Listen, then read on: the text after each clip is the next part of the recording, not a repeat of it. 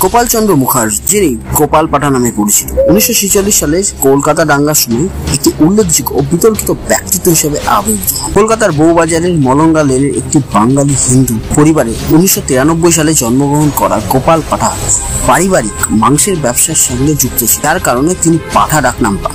তার জীবন ও কর্মকাণ্ড, বিশেষ করে 1946 সালে গ্রেট ক্যালকাটা কিলিং এর সময় তার ভূমিকা তাকে একাধারে হিন্দু সম্প্রদায়ের কাছে নায়ক এবং সমালোচকদের কাছে অন্ধকার জগতের বেতাজ বাদশাহ হিসেবে পরিচিত করেছে। গোপাল মুখোপাধ্যায় কলকাতা বউবাজার অঞ্চলে একজন সাধারণ মাংস ব্যবসায়ী ছিলেন। তার পরিবার কলেজ স্ট্রিটে একটি মাংসের দোকান পরিচালনা করত। তিনি শৈশব থেকেই এই ব্যবসার সাথে জড়িত ছিলেন।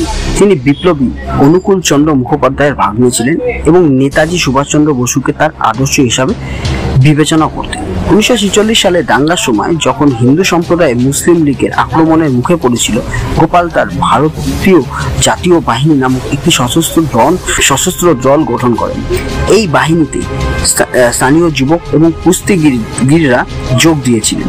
তিনি দ্বিতীয় বিশ্বযুদ্ধের সময় মার্কিন সৈন্যদের কাছ থেকে 24 পয়েন্ট বোরের রাইফেল সংগ্রহ করেছিলেন, যা তার বাহিনীর অস্ত্রশস্ত্র হিসাবে ব্যবহৃত হয়। গোপাল পাঠার নেতৃত্বে এই বাহিনী হিন্দু অধ্যুষিত এলাকাগুলি, বিশেষ করে বউবাজার, শিয়ালদা এবং টালা অঞ্চলকে রক্ষা করার জন্য সক্রিয় ভূমিকা পালন করে। অনেকের মতে তার এই প্রতিশোধের কারণেই এই এলাকাগুলি মুসলিম লীগের হামলা থেকে রক্ষা পায়। তবে তার বাহিনী কার্যকলাপের মধ্যে মুসলিম সম্প্রদায়ের বিরুদ্ধে হিংসাত্মক পদক্ষেপও ছিল, যা তাকে বিতর্কিত করে তুলেছে। 1946 সালের 16ই আগস্ট মুসলিম লীগ কর্তৃক ঘোষণা ডাইরেক্ট অ্যাকশন ডে ছিল পাকিস্তান সৃষ্টির দাবির সমর্থনে একটি শক্তি প্রদর্শনের প্রচেষ্টা। কলকাতার এই ঘোষণা ভয়াবহ সাম্প্রদায়িক হিংসার জন্ম দেয়, যা গ্রেট কলকাতা কিলিং নামে পরিচিত।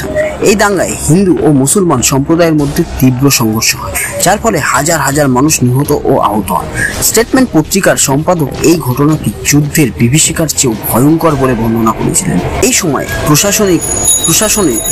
প্রশাসনের ভূমিকা ছিল প্রশ্নবিদ্ধ, কারণ তৎকালীন প্রধানমন্ত্রী হোসেন শহীদ সুহরাওয়ার্দী পুলিশকে ছুটি দিয়েছিলেন, যা পরিস্থিতিকে আরো জটিল করে তুলেছিলেন। তবে তার কর্মকাণ্ড ঘিরে বহু আলোচনা রয়েছে।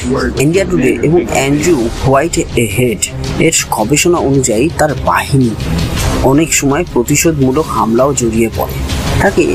অনেকে তাকে গ্যাং লিডার অব দাঙ্গাবাজের আখ্যাও দিয়েছে। তার প্রভাবশালী ইমেজ অনেকের কাছেই ভয়ের কারণ ছিল। অবশ্য দাঙ্গার পরে তিনি আবার ব্যবসায় ফিরে আসেন।